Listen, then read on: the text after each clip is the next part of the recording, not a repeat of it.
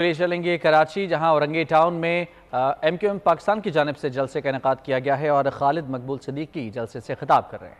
30 लाख से ज्यादा लोग यहाँ पर आबाद हैं। ये वो लोग हैं कि जिनके लिए पाकिस्तान एक नारा नहीं, इरादा और वादा है। इन्हीं की वजह से ये वो लोग हैं जिन्होंने एक बार पाकिस्तान को बनाने के लिए 20 लाख जानों की कुर्बानी दी। एक बार पाकिस्तान को बचाने के लिए 7 लाख जानों की कुर्बानी दी। ये वो है कि दादा ने